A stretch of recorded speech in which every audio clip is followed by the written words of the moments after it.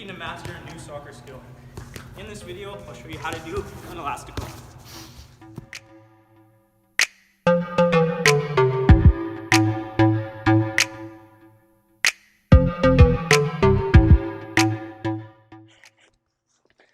In this video, I'm going to show you how to do an Elastico, a flip flap, a Ronaldinho, whatever you call it. There's a few different names for it, but I want to talk about how to do the skill, and more importantly, when to actually do this type of skill. Because as I always talk about in my skill videos, and I have to start out saying this, don't get caught up in flashy skills that look good in practice or look good by yourself, but they don't work in a game. This skill has a bit of flash, but it can also be effective. So if you master it in a match, you can do it in the right situations.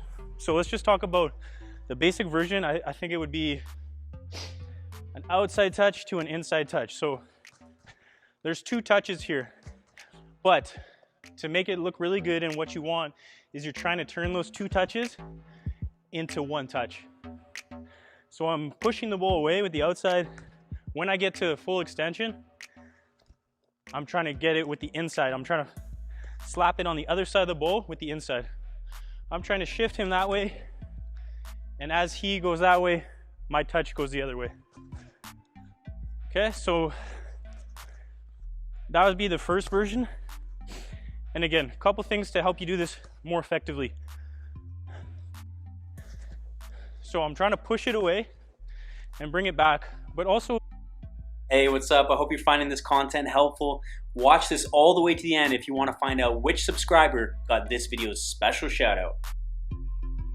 The bend in the knees. If I'm doing this standing up like this, it's difficult for me to get back around the ball and bring it to where I want to go in the opposite direction. If I get my body more on top of it, I push it, and then I can cut it. I'm on top of it. I'm gonna have a better change of direction, and I'm gonna be able to get away from the defender easier. So just focus on getting on top of the ball more rather than up here. And start slow. Start slow. But the better you get, the quicker you want to make it.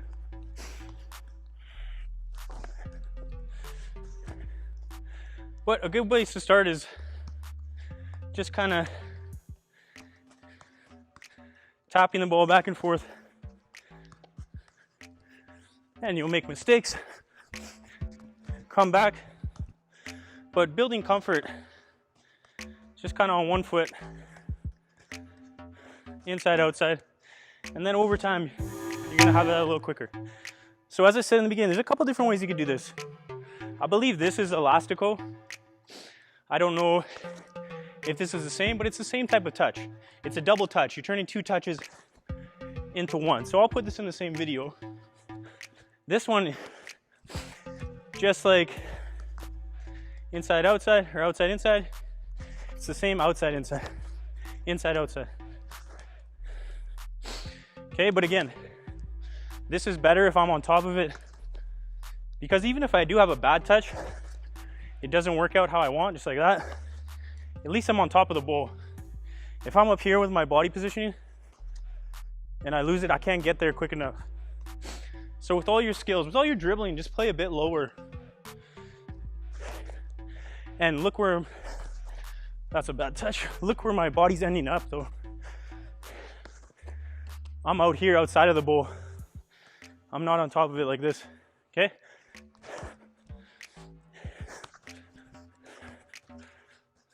Good. So, is there another one? I mean, realistically, we used to mess around with this. This is a trap, guys. You can get caught in doing all these fancy skills. They're fun to practice. But in the game, do they work? It's like a triple Elastico. 1, 2, 3. So you're combining those two into one. 1, 2, 3. But again, if you're gonna do this, don't just do it on the spot, because that does nothing. He's gonna just stand there. Even though you did a good bit of skill, he's just gonna stand there and tackle you. You want a little more range on your touches to get him moving. But again, you gotta have a lot of confidence and good technique to actually do that in a game. Okay, so keep those in mind, keep the technique in mind. Let's talk about where to actually use this skill. So, personally, I would not use this skill when you're running at someone. If you're in the midfield, first of all, be smart where you use your skills. Yes, it's good that you can beat players all over the pitch, but it depends on the type of skill you use. For me, this is more of a standstill skill. I'm not gonna dribble at him with speed and try to do that touch. I mean, it's possible, but it's difficult.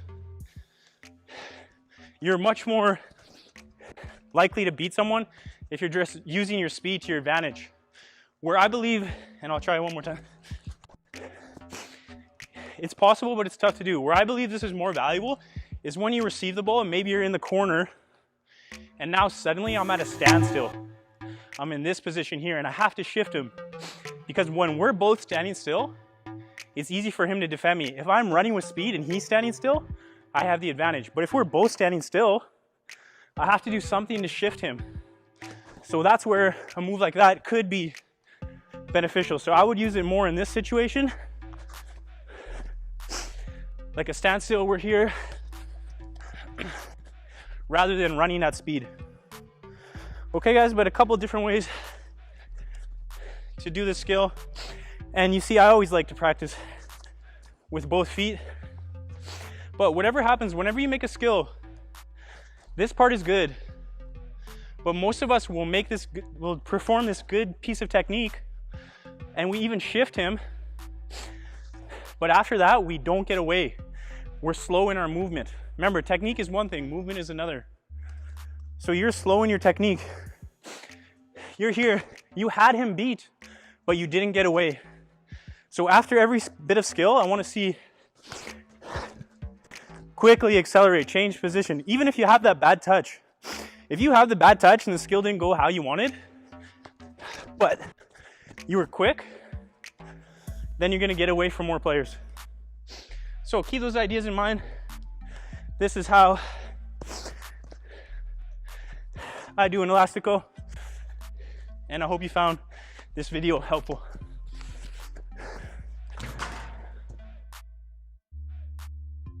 This is the featured subscriber for this video. If you'd like to be featured in future videos, hit that like button, drop a comment below, and let me know how my videos have helped you improve and achieve more in this sport.